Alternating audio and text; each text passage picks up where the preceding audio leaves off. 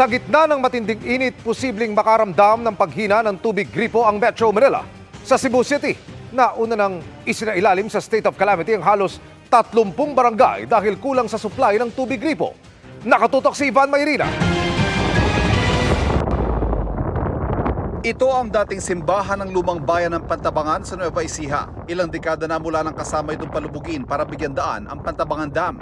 Pero dahil sa sobrang init, buwaba sa 176.33 meters ang level ng tubig sa dam at muli itong nasilayan. Pinangambahang bababa pa ang tubig dahil sa init, kaya nagkakasana ng cloud seeding operations para umulan.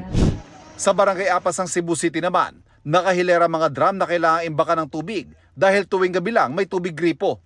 Isa lang ito sa 28 mountain barangay sa Cebu City na isinailalim sa state of calamity dahil sa kulang na supply ng tubig kung kailan pa naman natutuyo ang kanilang mga taniman. Emergency, have crisis on water. I will now declare crisis on water just to be preparatory. Yung usual na immediate intervention po, yung pagpapadala po ng mga tangke at na nagrarasyon po ng tubig para sa mga household. Maging sa Polanggi Albay, minsan ay mahina o wala na talagang tubig gripo sa 4 na barangay. Kaya nirarasyon na sila ng tubig ng munisipyo sa tulong ng fire truck ng Bureau of Fire Protection. Habang sa Santo Niño, South Cotabato, natutuyo ng mga kanal, irigasyon at mga palaisdaan. Buwaba rin ang level ng tubig sa Ala River sa Sultan Kudarat na pinagkukunan ng irigasyon ng mga maisan.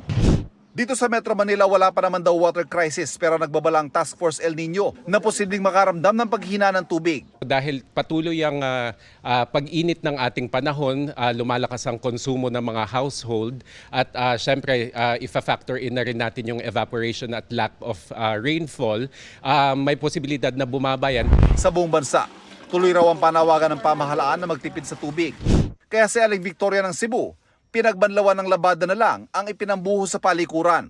Mainam din daw na gumamit ng tabot balde, imbes na shower o bidet, mungkahin ng Task Force El Nino. Kung pwede naman pong makapagtipid in terms of yung flushing the toilet, kasi po minsan iihi tayo, hindi naman ganon kasangsang. Hindi naman daw ito sa pilitan, kundi pangihikayat lang, lalo't 2 buwan pa ng matinding taginit ang ating bubunuin.